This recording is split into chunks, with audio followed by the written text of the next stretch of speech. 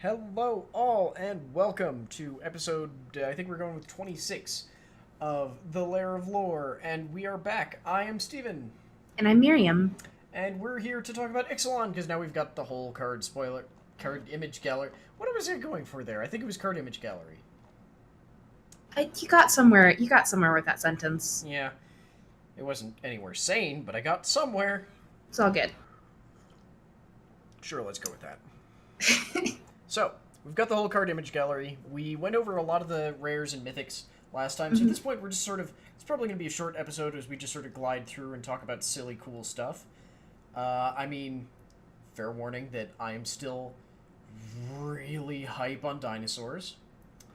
And I still think pirates are like the coolest things. And I think we do both agree that the vampire conquistadors are kind of cool looking. Yeah, I mean, apparently vampire conquistadors are also what we can blame for this plane ever existing, so... Oh, I'm okay. good.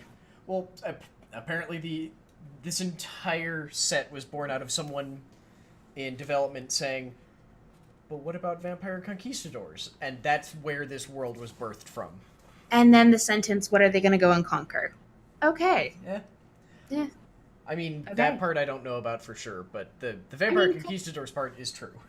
I mean, like, my brain goes, okay, so vampire conquistadors, awesome. What are they going to try to conquer? Yeah.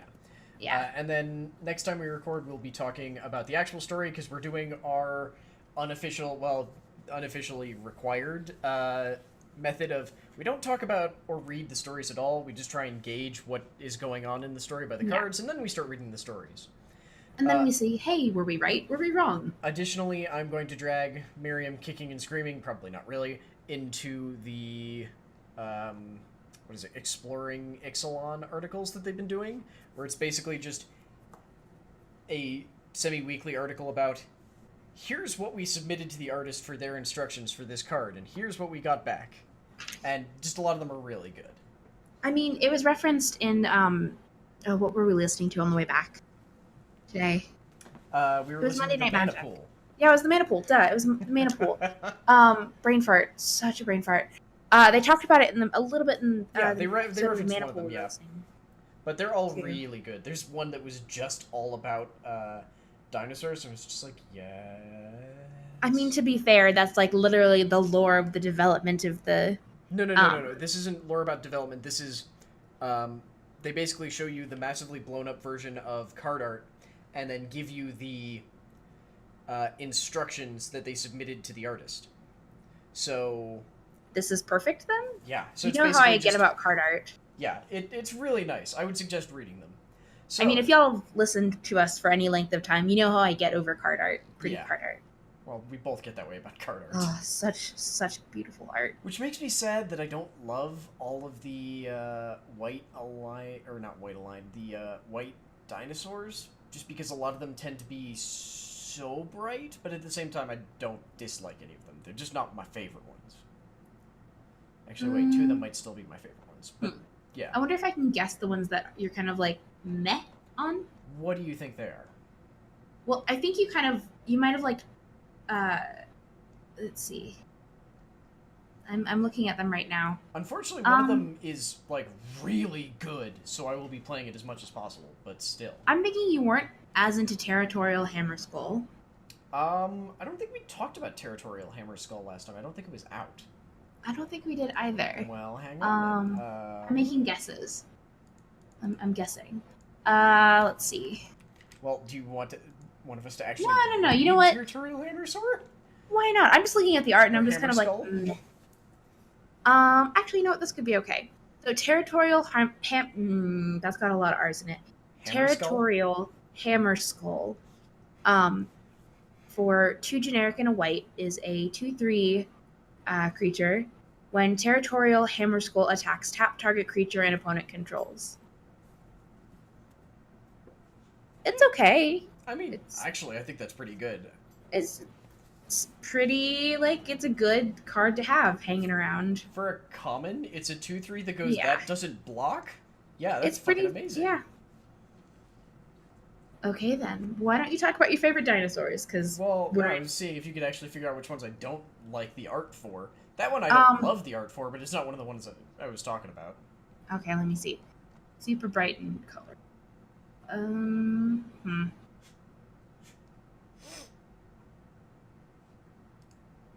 I'm gonna post one right now into the. Maybe the dinosaur for Imperial Lancer or the Goring Ceratops. See, I was gonna say the Goring Ceratops. Actually, for some reason, something about the one for Imperial Lancer, I think looks gorgeous.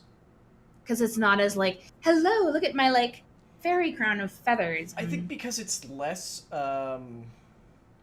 like it's still pretty clearly feathery, but it's less like bright, happy feathery, and more. I just realized that none of these are showing up. Oops. It's also got lots of spines and yeah, it's a spikies. oh god, I used to remember the name of this subspecies so much better. It's one of the different Ceratops subspecies. Styracosaurus. It's closer to a Styracosaurus instead of a Triceratops. You were totally a dinosaur kid, weren't you? Yes, that's why I'm absolutely freaking hyped on this whole dinosaur thing. Yeah, I was gonna say, whereas like my eye is like, okay, I see what they're trying to do with Goring Ceratops. How it's actually not my favorite dinosaur either. See, I actually like the worst part about dinosaur it is that Pious Interdiction. Well, hang on. The worst part about Goring Ceratops, we talked about this last week, but Yeah. the worst part about it is that while I don't love the art, this is an amazing card. For 7, it's a 3/3 with double strike, which sounds terrible until you read the second part. Whenever Goring Ceratops attacks, other creatures you control gain double strike. Just all of them. It hurts if you're get going hit. to die now, which reminds me there's a card I want to talk about later because it has the silliest flavor text. I mean, And just really quickly, I'm throwing up Imperial Lancers so you can see the Styracosaurus. yeah. I just want to so point out, what I did you really want to talk like about? the colors in Pious Interdiction. Pious Interdiction. It Why does would that sound like a be Reaper? 3 down from Goring Ceratops. Ah, yes. Okay, hang on. So do you want to read it then? Sure. So Pious Interdiction is for 3 generic and a white. It's an enchantment. It's an aura. Enchant creature. When Pious Interdiction enters the battlefield, you gain 2 life. Enchanted creature can't attack or block.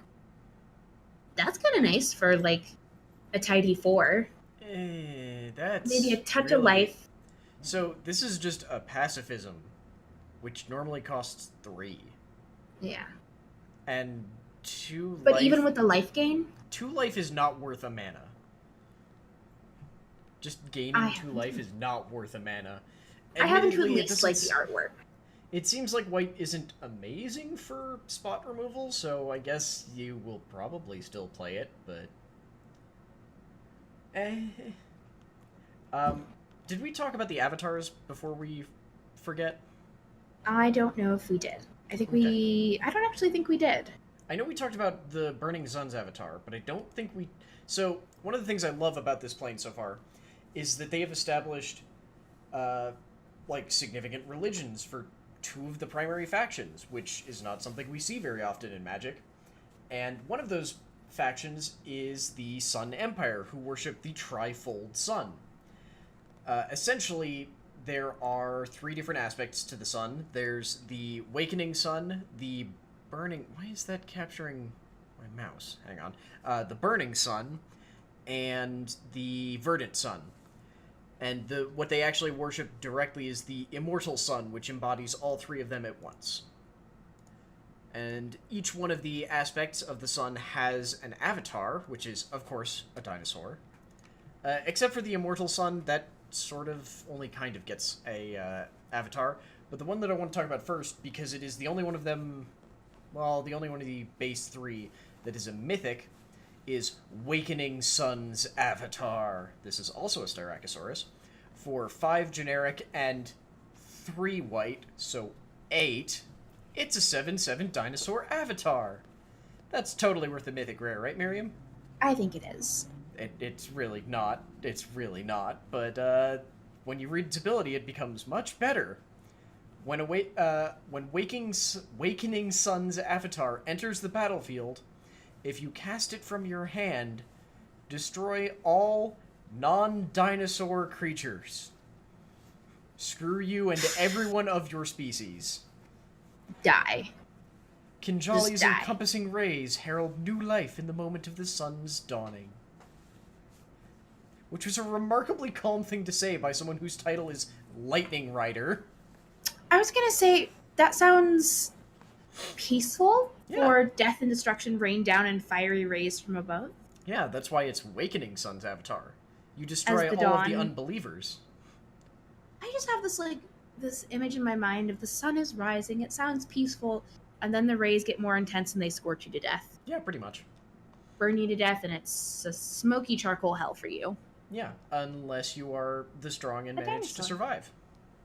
Mm-hmm. Yeah, exactly. Which, okay. Okay, you should probably take some things or else I'm just going to keep talking about all the dinosaurs. in Literally, white. I know you're going to talk about all the dinosaurs. I know, but I'm saying that while we're still in white, you should probably start jumping on things or else I'm just going to keep talking about dinosaurs and all of the dinosaur tribal stuff. Because there are like No, it's three okay. things that do stuff with dinosaurs in white. Literally, when we were talking about what we were gonna do for the show, Steven was me like, all the dinosaurs are mine, and I'm like, okay. Yeah, it's basically going to be... I'm talking about dinosaurs in red, white, and green. And then in black and blue, I'm just going to be sort of passed out on this table over here, letting Yeah. Miriam talk about pirates and whatever the heck else. That's pretty much the way this goes. Sorry, guys, Fair but enough. there are dinosaurs, and I'm using up all of my hype on the dinosaurs. I can't help it. You can't summon the hype for anything else. Yeah. It's not so much that I let me can't summon it, it's that I'm going to use all of it. Fair enough. So let's figure see and we get any story things from any of these cards, because like dinosaurs are cool, they're pretty. I'm just like, okay, dinosaurs, awesome. You get a little bit more of the vampire conquistadors in this as well. Can you give me a card? For example, the Legion Conquistador, Okay. because that's literally what I was I looking feel like at. we right? have talked about this one, but okay. Did we? I think so. Well, no, I've already got it up, so... Oh, no, we totally didn't talk about this because I have a point to make about this one. Okay, then let me mention the card and then you can make your point. Well, no, Okay. just All say right. what the card Legion does. Conquistador, for 2 generic and a white, is a 2/2 vampire soldier.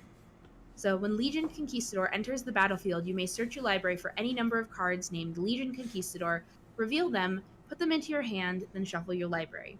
The Legion of Dusk sailed from Torazon in search of glory, riches, and the immortal sun. I assume to stab the immortal sun. Also, To death. it's a goddamn squadron hawk. It is. It's like, here's your little piddly soldiers. Have some soldiers. No, okay, so Miriam, you didn't play back then. Squadron Hawk was part of the reason why Caw-Blade was the worst deck and why people actually stopped playing Magic for a while.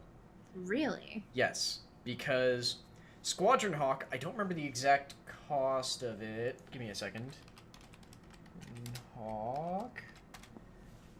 Squadron Hawk is for 1 generic and a white. Actually, let me see if I can just insert this image in here too. It might be the wrong size,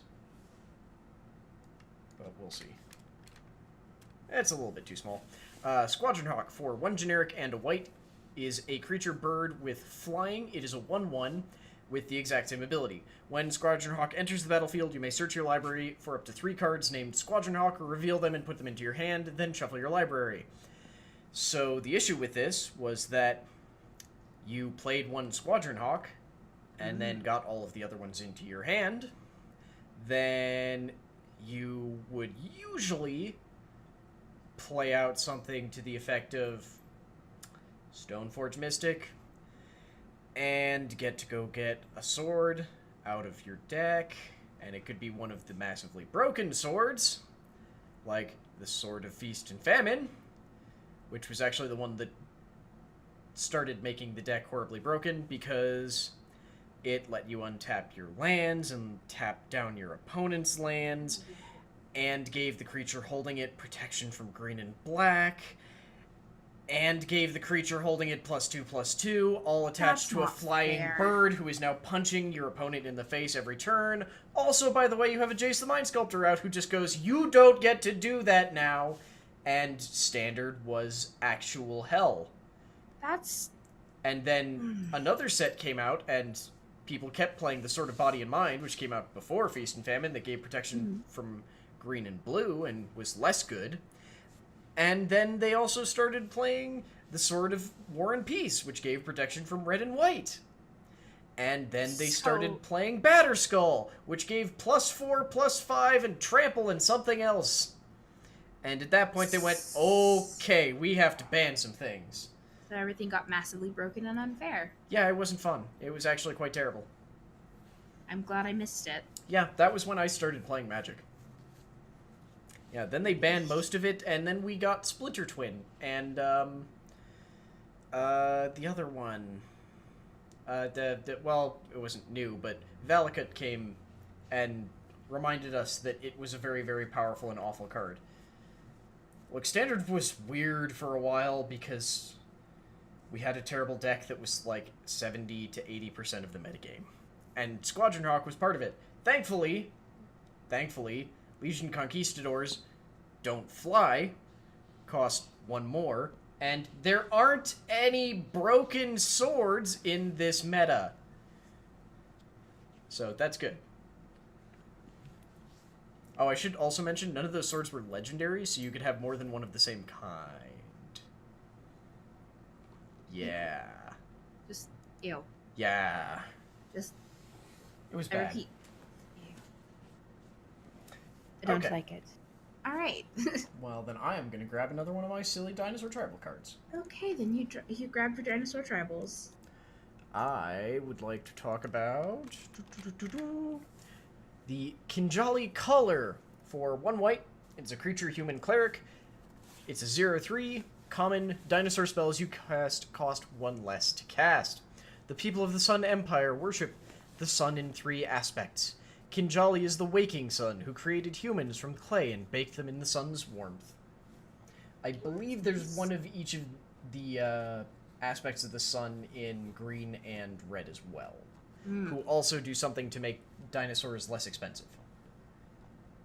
If I'm remembering properly, which I think I am.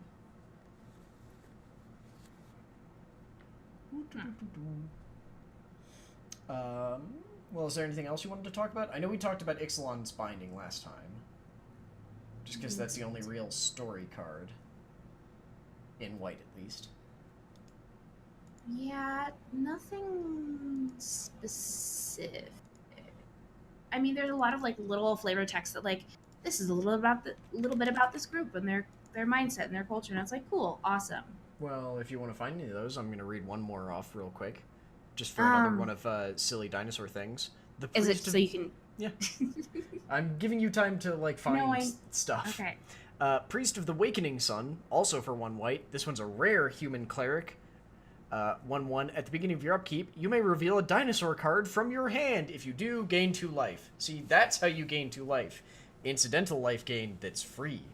You can also pay 3 and 2 white, sacrifice Priest of the Wakening Sun, search your library for a dinosaur card, reveal it, put it into your hand, shuffle your library. Just, I need this specific one. Go get him. Also, you're going to be fed to him. But You know, go I'm get surprised you actually missed this card that I'm looking at simply for the flavor text. It's excellent. him. Which one? Raptor Companion. See, I have a bad habit of it's an entirely vanilla card, so my eyes glaze right over it. See, for me, while I do play, the gameplay isn't. For me, I also love flavor text. Like, I will read every single card for the flavor text. I think you can hear this one. Raptor Companion. It's meh as a card goes. It's generic and a white for a 3/1 creature dinosaur. I mean, The only thing there is a technically flavor. it's better than a piker. Still, Because in A red, raptor will- for 1 generic and a red, you'd get a 2/1. yeah. Yeah. A raptor will follow any order as long as that order is hunt, kill, or go for the guts. Yeah, I mean, dinosaurs do seem to have pretty good flavor text. We did also say, what was it? Giant implacable death lizard last time. I just like a good, like, little hunt, kill, and go for the guts. Okay, there's 2 cards that I can't look at anymore because every time I look at them, a very, very stupid random joke from an old Loading Ready Run sketch comes up. Where, What cards? So they're annoying me a little bit because they're doing this thing where none of them actually have the names of the dinosaurs that are on them. Mm-hmm. The first one is the Bellowing Aegisaur. It's an Ankylosaur, but whatever. For 5 generic and a white, it is a uncommon dinosaur. It's a 3/5, but it has Enrage. Whenever Bellowing Aegisaur is dealt damage, put a +1/+1 counter on each other creature you control. Ooh. Yeah. Its roaring challenge is punctuated by the slam of its tail on the earth, rousing the herds of the plains. The other one being... Where'd it go? I just had it. It is... Okay, I guess it is actually time for you all to eat. I will have to stop and feed the dogs in a minute. Where the hell did I put the other... There it is. This one is... What's it called? The Steadfast Armasaur. For 3 generic and a white, it is a creature dinosaur uncommon. It's a 2/3 with Vigilance, and pay 1 and a white and tap. Steadfast Armasaur deals damage equal to its toughness to target creature blocking or blocked by it. Like the mighty Armasaur, we will defend against those who invade our shores. The issue is that both of them are, well, actually I guess technically the Armasaur is a Stegosaurus, but the... What is it called? The Aegisaur is an Ankylosaurus, and the joke that I'm thinking of every time is from an old sketch where a man thinks he is a dinosaur but doesn't know what dinosaur he is. So someone is reading off definitions of dinosaurs to him. He's like, do you think you're an Ankylosaurus? It's like, I don't know. How would I know if I'm an Ankylosaurus? Well, do you have a tail composed of several large osteoderms? And sort of like looks behind him and goes, I don't think so. Well, you're not an Ankylosaurus. Also, fun fact, do you know what the thing on the end of a Stegosaurus's tail is? A mace? No. What is it? It was a word that apparently sort of existed before, but didn't have a real meaning. So paleontologists just went, that's what it is. It's a thagmatizer. A thagmatizer? Yup, hang on. Thagmatizer. I might have spelled it wrong. Thagomizer. Thagomizer, yes, sorry. That is a silly, silly name. Yes, because it's a word that they came up with out of the blue. Someone asked them, what does it mean? And they went, it's what you call the thing on the end of a Stegosaurus's tail. It's literally like calling something a thingamajig. Yeah, pretty much. Okay, we should actually get moving because it's taken us half an hour to get through white, so we should run through much faster. Okay, let's get ready to sprint. Okay, I'm going to do one real quick just because the art is dumb and wonderful. It's cancel. It's just counter target spell. Hold your fire! Obviously, because there is a large ball of jade blocking our cannon, you idiots! That'll do the trick. Yeah, that works. Okay. Lots of pirates, pirates. Because I'm in blue right now. Okay. Scrolling. I don't think I had anything specific in blue. I mean, I can see one. Do you want the giant fish? Did I miss the giant fish? Where did I miss the giant fish? The shorekeeper? No. The hang on. Swallower. I was like, what am I looking at? Did I miss it? It's on the left side. Basically right in the middle of the Oh, holy crap in a handbag. You should probably not do that, but okay. Captain, I think that island is following us. So what does it do? So Fleet Swallower for 5 generic and 2 blue is a fish for 6/6. Whenever Fleet Swallower attacks, target player puts the top half of his or her library rounded up into his or her graveyard. This is not a legitimate milling strategy. Do not do it. It's like, all hail my Leviathan. Except it's not a Leviathan. It's just a giant coelacanth. Fish. It's barely even a fish. It's a bony fish. I like it. Like, these were the first... like, if you really look at it, this is actually just a giant coelacanth with weird, wispy things instead of fins. Because these were the first fish to basically evolve bones. And they did it weirdly and evolved them mostly on the outside. They still live today. I think I found a story. Hmm? Not a story card, but something that might be story. Okay, what do you mean? Air Elemental. I kind of doubt it.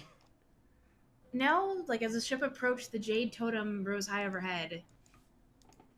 I mean, I think that's probably not related to the real story. I think that's just a side story. Yeah. I think side story bits. Oh, I got a good look at cancel. Are you not gonna finish reading Air Elemental? I will. But for 3 generic and 2 blue, you get creature, air elemental, flying. It's got 4. It's for 4/4. As the ship approached, the Jade Totem rose high overhead. Power rippled, eyes of stone glowed and crackled. Out hissed the breath of the world, and a windstorm came alive. That's creepy. I forget that Air Elemental is actually like somewhat decent. Yeah. I feel like we got a lot of the decent blue stuff last time. Mm-hmm. I mean, okay, well, here's one I'm gonna throw out just because it's good. And we'll probably see a fair amount of play, at least if there's a real control deck, and probably in Modern.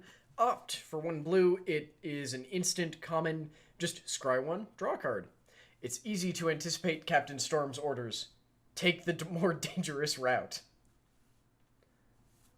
Oh, he's kind of swashbuckly. Well, I mean, that's his spy? Not spy.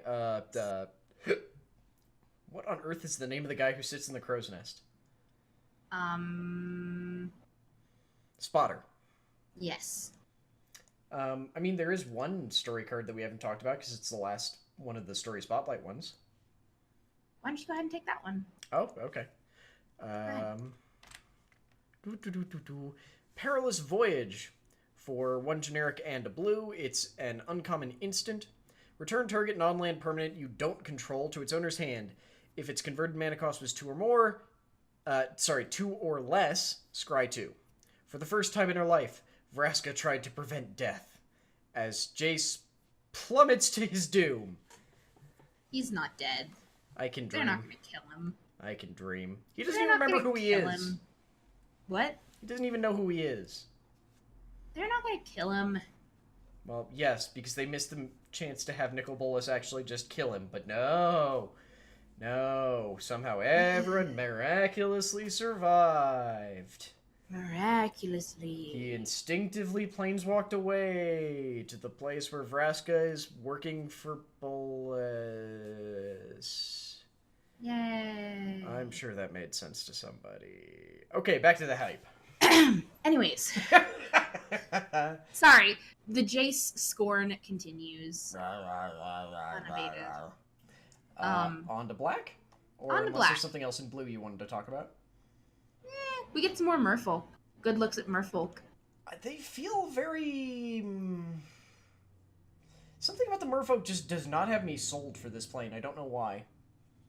Because it looks like you drew this like beautiful sculpted tentacly-ness and kind of a very human face on it. No, I mean, I like the tropical fish thing. It's just for some reason they that part's beautiful. Feel like sort of an afterthought. I can see that. Like... Oh, you also get more sirens. Yeah, there are a astoundingly large amount of sirens in this set. Yeah. I'm still weirded out by that. Like, I want to point out just for art really quick, Siren Storm Tamer. Not like it's just like a little card. It's so Siren Storm Tamer is 1 blue. It's a Siren Pirate Wizard. You got a lot going on for you there, buddy. Just a bit. For 1/1. Siren Storm Tamer has flying, and for 1 mana, sacrifice Siren Storm Tamer. Counter target spell or ability that targets you or a creature you control. Okay. He's the calm that hides the coming storm. Also, this is beautiful. Yes, it is. That art is so pretty. I think it's a bit dark for me, but yeah, it's pretty good. That's the thing. It stood out to me because it's a high contrast to the like tropical, saturated, intense colors, and then it's like this beautiful storm going into a pearly dawn. So, Miriam, this is really nice. I'm gonna have to run away to go feed dogs real quick. Okay. Which means I'll start talking about cards in black. I'm going to assign you a card to start with. Okay. I want you to try and talk about Dark Nourishment. Oh God. Okay. Dark Nourishment. For 4 generic and a black, it is an instant. Dark Nourishment deals 3 damage to target creature or player. You gain 3 life. Demons lurk in the shadows of ancient ruins, spreading plague and corruption across the land. Ew, that's creepy. Okay, so um I like how there's a little bit of life gain from this. 3 damage is always good. Um Cost makes sense. Just really creepy art. Like the art is so creepy. It's this I can't even tell what it is. I see a Okay, so it looks like they're going into this dude's mouth and sucking out his soul. Pretty great, pretty terrifying. And again, beautifully dark. Uh I like the contrast. You can really tell where the cards are from. What card do you want? Sorry, I was looking at Dark Nourishment. I really like how even the cards themselves get darker when you head into black. It's not just like, here's the card in black. It's, no, this is dark and gritty. And Dark Nourishment is creepy as hell, and I would hate to have that come out from under my bed or my closet. Oh, wait, then I have another card to show you.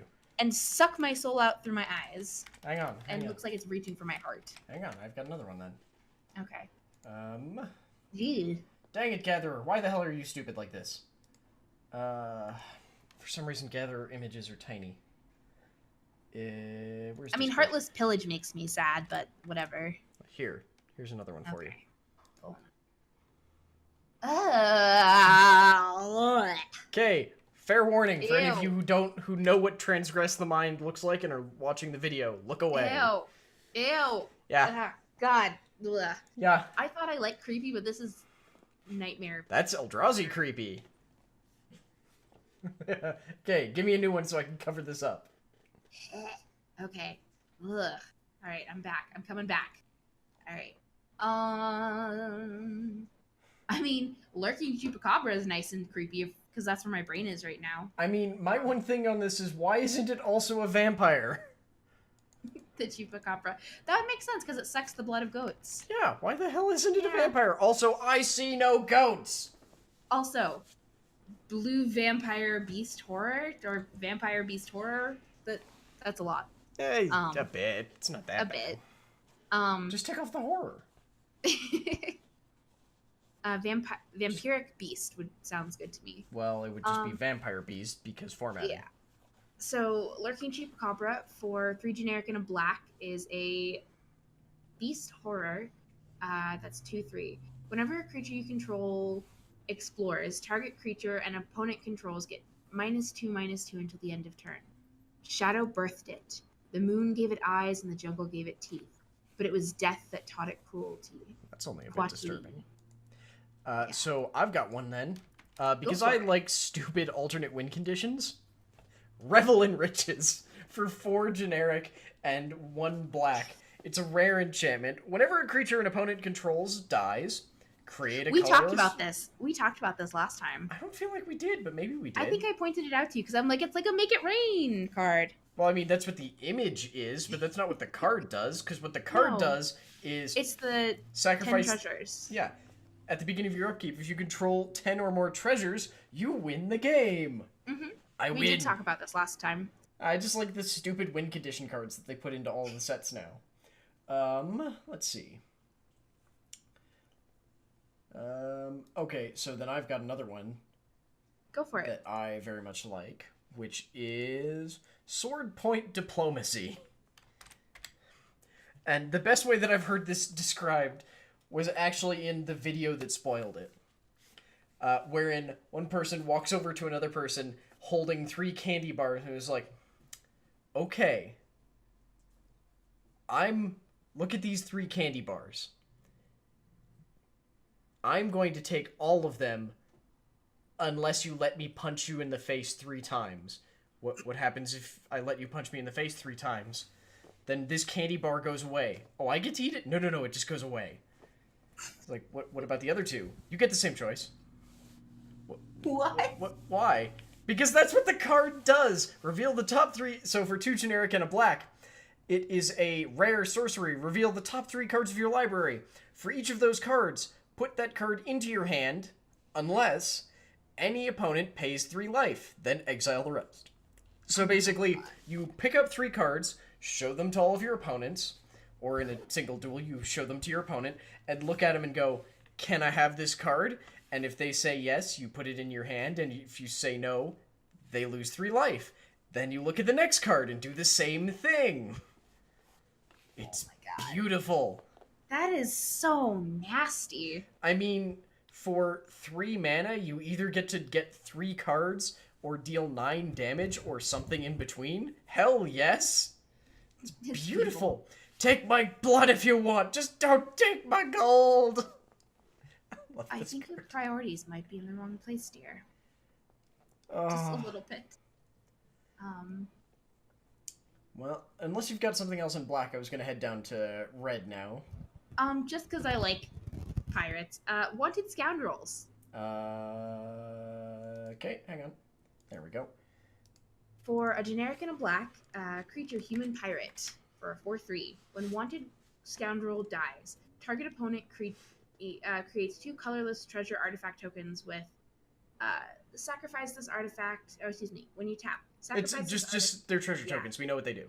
Yeah. So you get treasure. If you kill them, you get the bounty. Yep. I like it. Oh, because it's a 4/3 for It's a little 2. harder to kill. Well, I was reading it like, why did they get a bonus? Oh, because it's a 4/3 for 2. Okay. Yeah, that's my whole point. Is like, oh, hey, that's kind of cool. Yeah. Okay. Well, moving on to red. They just look like feet face stomping people. I mean, love it. the flavor text is, trust me, the reward's not worth it. I do love a good face stomping card. Yep. Okay, so first one that I need to talk about is Dinosaur Stampede. For 2 generic and a red, it is an uncommon instant. Attacking creatures get +2/+0 until end of turn. Don't play this on your opponent's turn, it will boost theirs, you idiot.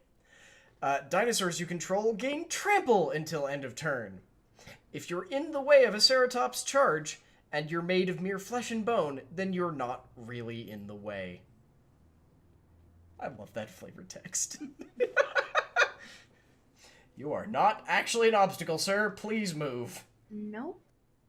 Okay, I would love to talk about card. Okay. Angrath's Marauders.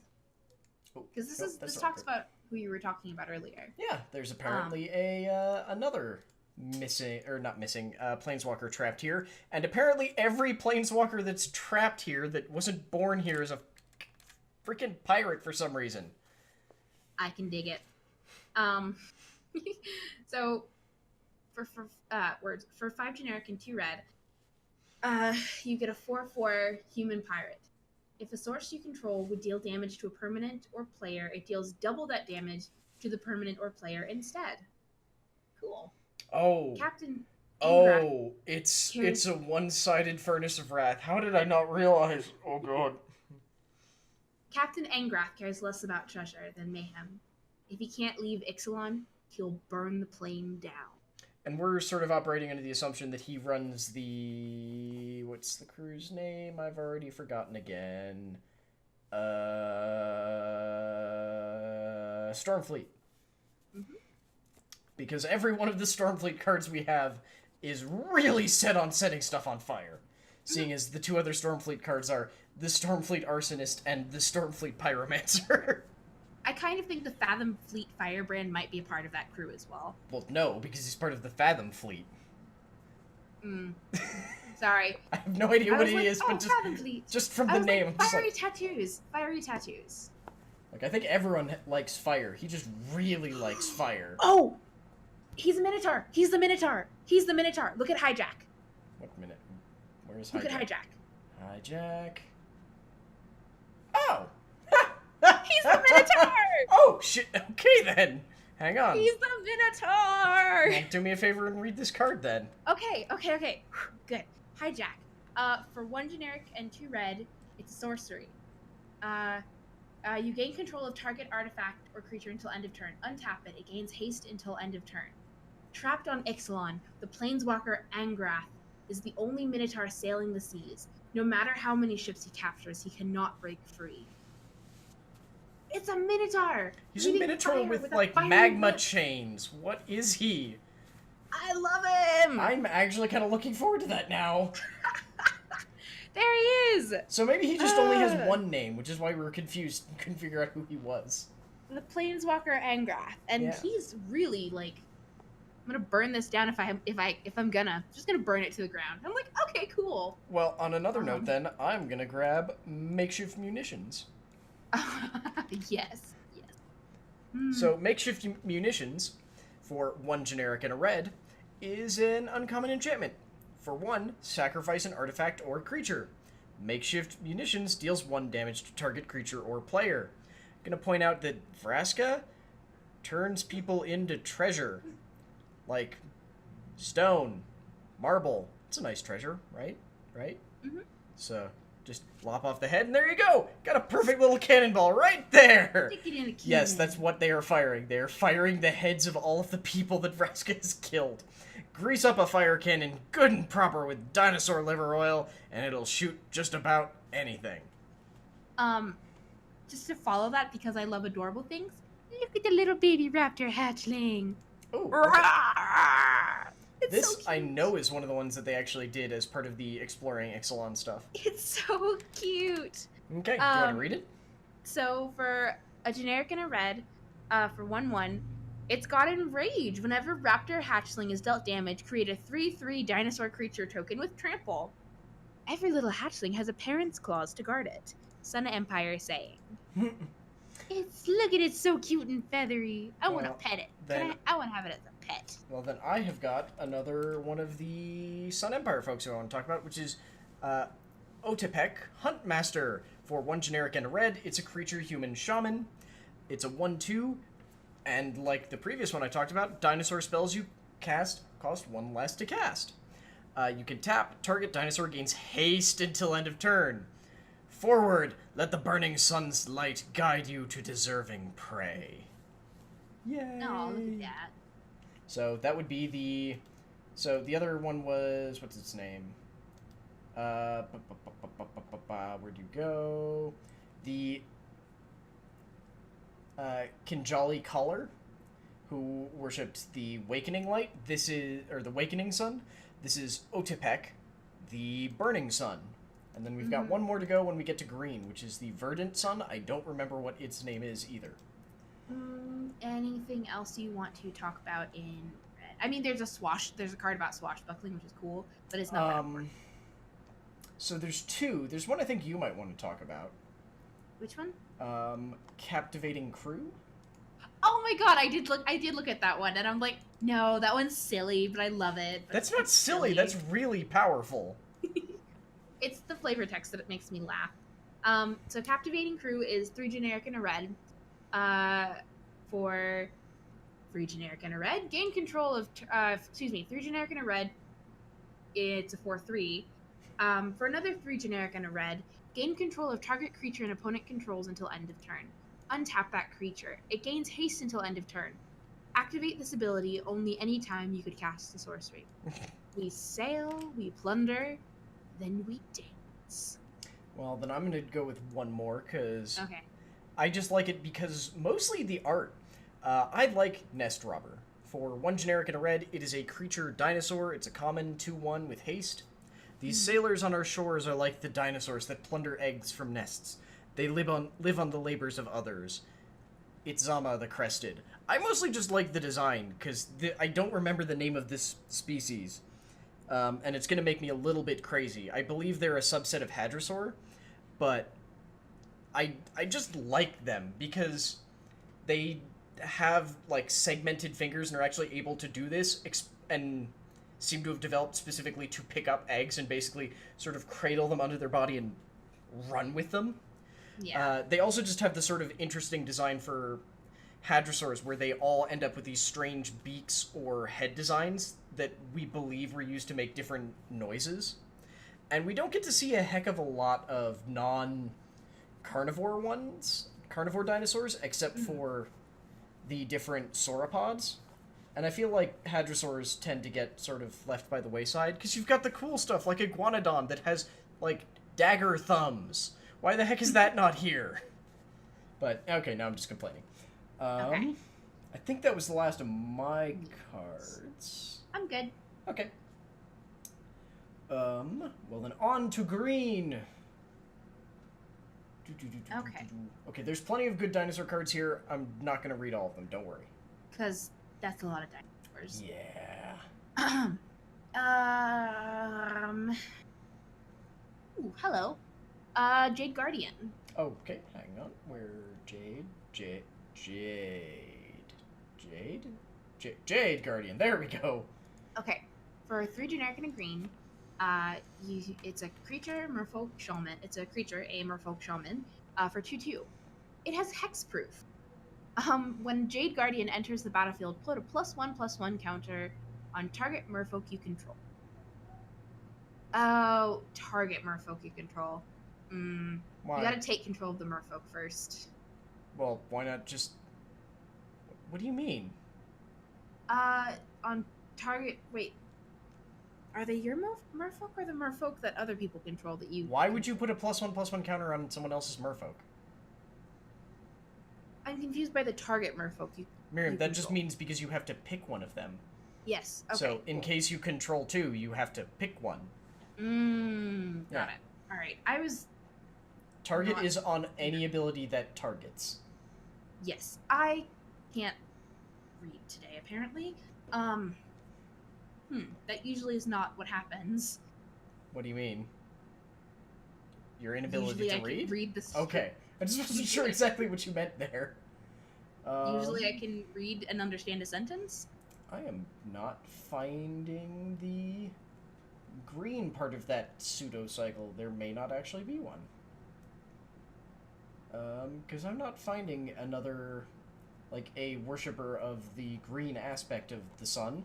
So, I mean, there's the Verdant Sun's avatar. yeah, I'm not... We did the Verdant Sun's avatar, though. Yeah. I'm looking for the, like, low-cost human worshipper, but apparently I'm not going to find one. So instead, I will talk about where did it go? No, Ishali's keeper. Wait, what? How did I miss this? Yep, I Ishali's the entirely Verdant missed that. Yeah, Ishali's you. keeper. So, also, it turns out the thing I was looking for is actually green-blue, or green-white, which is why I couldn't find it. So, I think that's Ixali. Because we've been told that... Ixali? Yeah, because we've been told that the X is pronounced like Ixalan, so... Okay. Ixali's Keeper. For 1 generic and a green, it is a creature human shaman, common 2/2. For 7 and a green, tap and sacrifice Ixali's Keeper. Target creature gets +5/+5 and gains trample until end of turn. The people of the Sun Empire worship the sun in 3 aspects. Ixali is the verdant sun, who fosters growth in all things. I like There it. you go. Also, that's a pretty cute dinosaur. It's very sweet. Yes. It's a sweet moment. This is one of those ones that very much reminds me of, like, Dinotopia. Just, this is a scene that would be very at home in one of the books of Dinotopia. Yeah. Oh, wait. There's one sort of Hadrosaur that looks like it has its art really screwed up, but still. First. Thundering Spineback. For 5 generic and 2 green, it's a creature dinosaur, uncommon, 5/5. Other dinosaurs you control get +1/+1.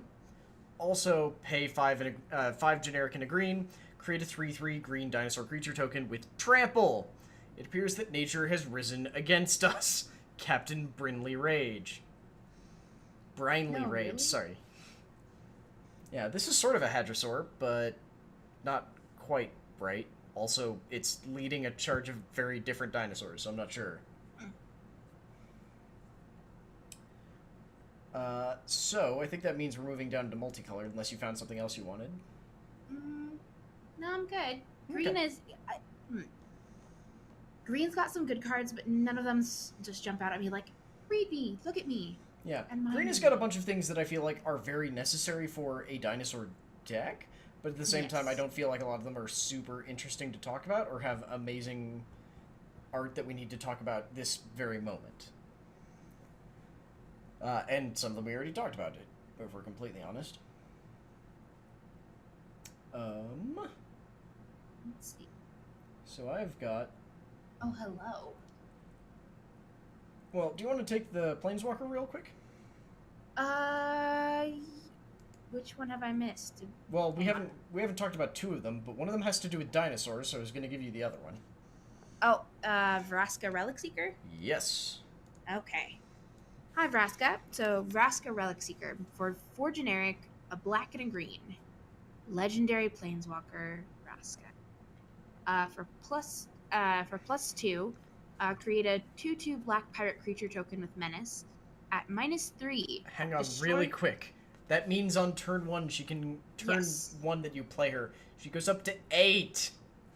Yeah. Not only that, she And also you get a gets to pirate token. make a creature to protect her. Which is pretty good. Yeah, but one of the defining factors of a good planeswalker is can they protect themselves, which usually means can they either bounce creatures, destroy creatures, or make dudes to block for them. And she does actually All 2 of of it. those. She does both, which Yeah. I will continue on with. Yeah. At -3, destroy target artifact, creature, or enchantment. Create a colorless treasure artifact token with It's a treasure artifact it's a treasure. token. We know what it's it a, does, just- yeah. It's a treasure. I was like, is the sentence important? No, it is not. Just remember, treasures are all the same. Yeah. They're And the at same as negative- clues. And at -10, target player's life total becomes 1. You! Get ready to die! Huh. Yeah. Ow. Honestly, you don't have to get that far down to do I don't think her ultimate... Well, see, remember the basic idea for almost all planeswalkers. yeah. You will probably never use the limit break. Yeah. But but the thing that's not what I was going to go for. I was going to say for like the other 2 abilities are really good Yeah, for like a small amount. That's It's why usable. I think she's going to be very, very good. She's a Yeah. bit expensive, but in a hard control deck, I don't think that's going to be an issue. I think she's No. probably going to see some legitimate play. She's very usable. That's Yeah. my thing is like Not only does It's she not- defend herself, she defends herself well, gives you creatures with pseudo evasiveness, and can also just turn enemies into mana, mhm, which, well, which is great. strange, is still very useful. Mhm. Which Um, I'm good with. yeah. I'm down for. So, up next, let's grab the not B team, Huatli. So, Huatli, Warrior Poet, for 3 generic, red and a white, is a legendary planeswalker Huatli. She comes in with 3 loyalty, which is a bit low for 5, but still. For +2, you gain life equal to the greatest power among creatures you control. I will take that. I will take that without any complaint. I was gonna say build your dinosaurs and build them strong. Yeah. Don't even do dinosaurs. Just anything with power. You're good. Yeah. For 0, create a 3/3 green dinosaur creature token with trample. Okay. And then for -X, Huatli Warrior Poet deals X damage divided as you choose among any number of target creatures. Creatures dealt damage this way can't block this turn. I mean, so I'm going to be 100% ripping this from the mana pool, but I also think this one is going to be seeing play because she fits uncomfortably well into aggro decks, which are always big at the beginning of a standard season, and into control decks. Because 5 mana for those 3 guys can't block this turn is brilliant, and is usually going to be enough for an aggro deck that is at 5 mana to go, and now I win. Meanwhile, Much. gain life and get free 3/3 dudes every turn is way, is a thing that a mid-range or a control deck is going to love if there's a good Boros control deck. I think this is probably going to see real play somewhere, if not multiple places. It's really nice to see that the planeswalkers are usable. Well, they usually are. I mean... But I mean, I don't know. I feel like both Huatli and Vraska, they do strike me as usable. And the thing is, I'm not I play, but I don't play super competitively. Yeah. And if I can look at these and go, oh, okay, I can see what I could do with that. That's a really useful card. Yeah. In my opinion, I could see that as a very useful card. Because I'm very casual. Well, are there any other multicolored cards you would like to talk about? There's at least one not dinosaur that we haven't talked about. Do you want to take the not dinosaur? No, I'm suggesting that you can take the not dinosaur. I mean, I am kind of into Vona, Butcher of Megan. That's what I was going for. Oh, perfect. I'm glad we both. So when we dropped down into multicolor, I was looking at Vona, Butcher of Megan, and I'm like, okay. So what does he do? I can see this. So for 3 generic, a white and a black, Vona, Butcher of Megan is a legendary creature, a vampire knight. That is 4/4, with vigilance and lifelink. If you pay 7 life, you can destroy target non-land permanent. Activate this ability only during your turn. So you pay 7 life, you destroy a permanent. That's pretty vicious. For 400 years, I have led armies of conquest. These lands hold nothing that can stand against me. Miriam, I'm going to point out one thing that I don't think you noticed. What? You can declare him as an attacker, which doesn't make him tap, and then activate his ability and destroy something that would block him. And it's like, nope, you're gonna die. Yeah, well, and then I get your life. There's a very important thing that this card doesn't say, which a lot of people are going to read into it automatically, which is the activate this ability at sorceries. Only anytime you could cast a sorcery. It doesn't say that. It just says activate this ability only during your turn. So any time during your turn, and since he has vigilance, attacking doesn't cause him to tap. And if you do it that way, and there's no blocker, then something still takes that 4 damage. So even though you just spent 7 life, you just gained 4 back because lifelink. It's effectively 3 mana, or 3 life to destroy anything. It's pretty great. Yeah. Including, I will point out, planeswalkers! Oh, Vona. Vona. You glorious creature. Yup. Okay. I've got one more in multicolored because it is silly, which is the Belligerent Brontodon. For 5 generic, a green and a white. Look, let's be entirely honest here. It's Doran. It's Doran. It is a uncommon creature, 4/6. Each creature you control assigns combat damage equal to its toughness rather than its power. Predators try to separate the young, old, or injured from the rest of the herd. The alternative is crushing defeat. This is just... Crushing under defeat. Yeah, that was a terrible pun, Miriam, and you should feel bad about it. But I don't, though. I just like that there's a couple of different dinosaur decks you could do. Like, the green-white one, you could very much aim for a big butt, toughness-based deck that still is doing damage with stuff like Belligerent Brontodon, and the one who I'm forgetting the name of, that's an Ankylosaurus but isn't, the Bellowing Aegisaur. No, not the Bellowing Aegisaur, that's the other one. The one that's a Stegosaurus but isn't. The something Armasaur. The Steadfast Armasaur that gets to deal damage equal to its toughness as a tap ability. Or you can go for the, like, red-white that's going to be very aggro dinosaur. I just like the different comparisons, and they can even blend well together, because if you have a bunch of high toughness dinosaurs, then triggering Enrage with, say, little things that ping your entire board or something means, hey, I just got a whole bunch of Enrage triggers for whatever my Enrage guys do. Yay! Sweet! So I think we talked about most of the Transform cards.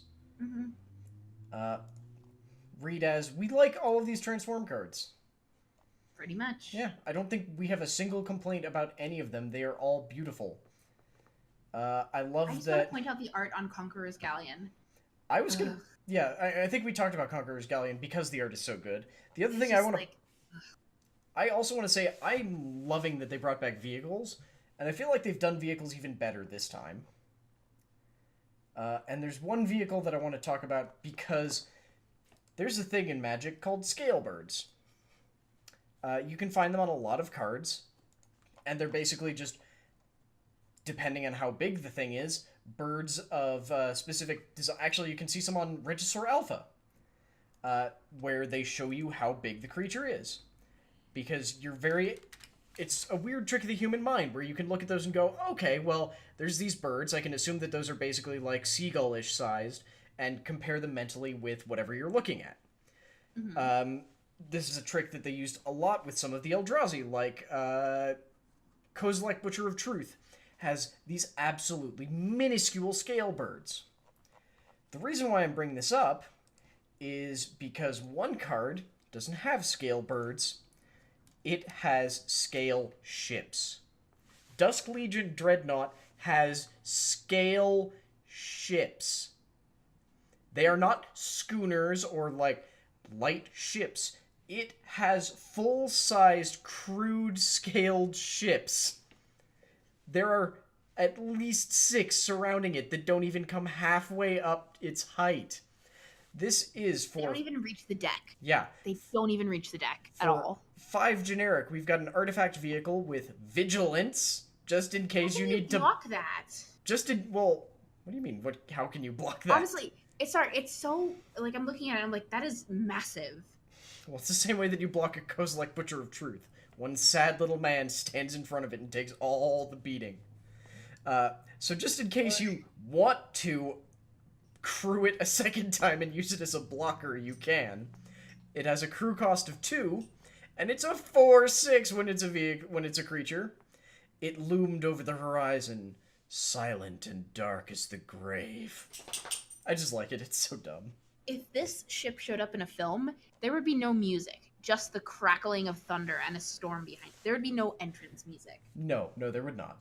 It would just be like, it doesn't need it. Ooh, okay, so, what do you want to talk about? Because I'm going to grab one as soon as you're done, because I just found one that I need to talk about. In artifacts? Yeah. Unless you still have anything in multicolored.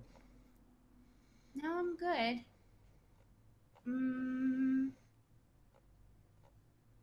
Nope, I'm good. You can go with whatever you need to. Okay, so the one I need to talk about then just accidentally revealed something really cool. Mm-hmm. So I would like to talk about a common. Hierophant's Chalice. For 3 generic... Oh my god, I was literally just looking at that. I was like, oh, this is cool. For 3 generic, it is an artifact. When Hierophant's Chalice enters the battlefield, target opponent loses 1 life and you gain 1 life. You can tap it to add a colorless to your mana pool, which doesn't sound all that impressive. Because it's not. It's a common. What are you expecting? However, in the flavor text, we have... In the rites of redemption, nobles take some vows as Alanda, the first vampire, and make the same eternal sacrifice. Sorry, take the same vows as Alanda, the first vampire. So, there are humans somewhere back in, I already forgot the Dusk Legion's home country, but there are humans who are still nobles.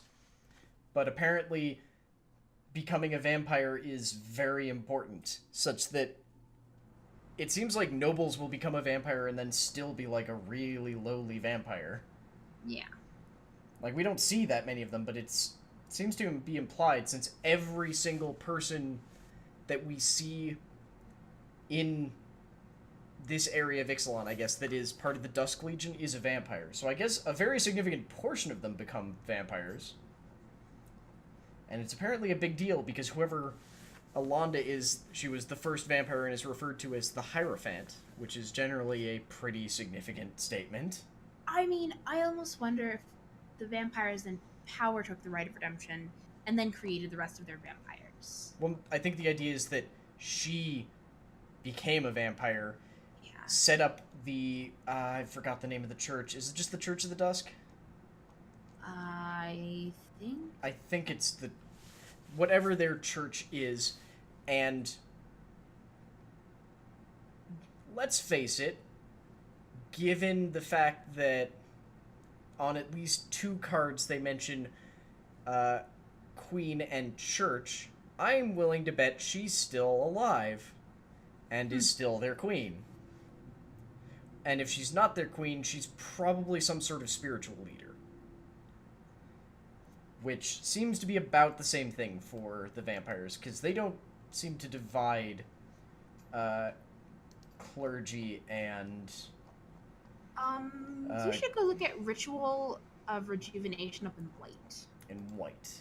In white. Ritual. I think that might tie in a little bit. I believe it does. Copy image. Hang on just a second so that I can put it in the thing. Nothing is more sacred than the gift of blood, blessed with the vein that empties and the heart that is renewed. Ritual Rejuvenation. For 2 generic and a white, gain 4 life, draw a card. Yeah, given the very intricate headdress this person is wearing, I'm willing to bet so. That might be Elenda herself or a High Priestess. Probably a High Priestess. But look at the face of, like, this mortal that is going to get bled to death, like a stuck pig. Doesn't seem They're to so care. calm about it. Yeah. No, it's not even calm. It's, like, elevated. Yeah, exactly. And then we've got other stuff like Queen's Commission. For 2 generic and a white, sorcery, create 2 1/1 white vampire creature tokens with lifelink. Let the blood of the impure flow through you. Only the blessings of the Golden City will purge its acrid taste from your mouth. High Marshal Argul. So even though they're drinking this blood, they're still just like, nope, it's not. It's even worse than the blood that we were allowed to drink. And I want to say it's no. Church of the Dusk is That Yeah, I think it's Church of the Dusk. Sorry, there's a card that I'm looking for that had flavor text about the church. I've got something about in Bishop Soldier, vampires, the noble class of Old Torazon are guided by their dual loyalties to church and crown. That's not the... I'm looking for one that spells out what blood they're allowed to drink. The blood of the enemy is a sacrament. The strength it gives is proof that our cause is just. No, it's not that one. Okay, that's Glorifier of Dusk. Hang up. Dusk. We're gonna find this. We are. It might be in black, but I'm checking white first.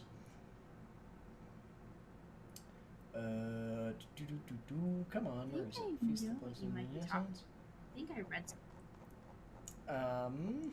Yeah, I think it's in They can black. fly. That's cool. Yeah. Nope, that's Bishop Ability of score Bloodstained. under black. There's only so many left. I gotta find this.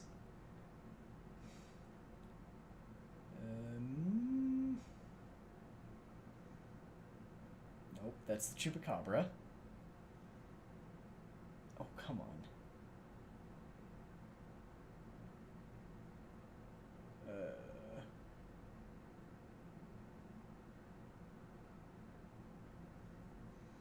Gotta be here somewhere. Yeah, I'm sorry, y'all.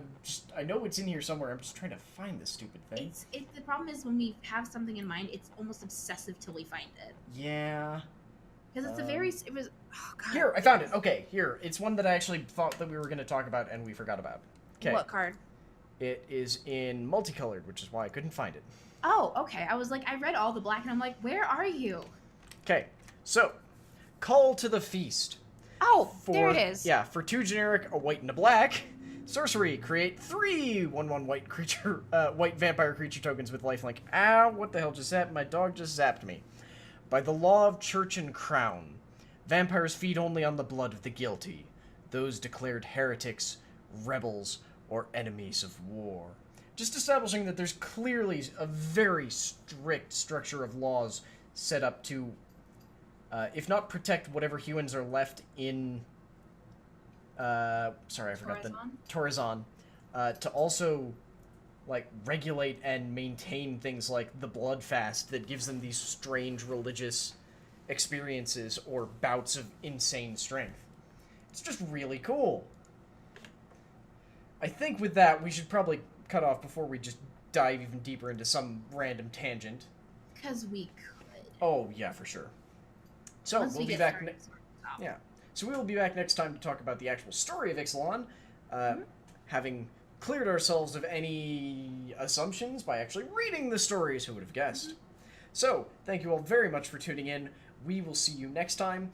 Please remember that you can support everything we do over at patreon.com/layeroflore. We've got a whole bunch of different tiers over there for you, where you can get stuff like the extra bits, which is the stuff before and after this podcast, and After Souls, the stuff before and after our Ladies of Lore Dragon Sold campaign, which is uncensored and goofy and deeply strange. Yeah, very often full of rage, but deeply strange. You can get access to stuff like shout-outs on our streams, because we run a 365-day streaming challenge. We are on day 231 today, I believe. You can get access to the Derpy Puppy feed, which is just my dogs that are very silly and do stupid things all the time, so you get to see it and watch it. And if you really want to support what we do, you can even get access to the Gourmand of the Lair, wherein we do a weekly cooking stream, and we will send you one of the things that we cook. We'll basically send you a tasty things. Big box of whatever we cooked in a month at the end of the month, and we hope you enjoy them. Anyway, with that, you can also check out the stuff we do at Twitch, because again, we're streaming every day. Most days we are streaming right around 6:30 p.m. Mountain Time over at twitch.tv/layeroflore. We're Layer of Lore everywhere. Yup, you can slowly find our VODs going up on YouTube, youtube.com/layeroflore, Twitter at twitter.com/layeroflore, or just at layeroflore, and facebook.com/layeroflore, or layeroflore.com. Just pick one of them. You'll probably find the rest of it through it. Honestly, if you just probably type in Layer of Lore, you can find us easy. Probably. Anyway, thank you all very much for tuning in. We will see you all next time. Bye. Bye.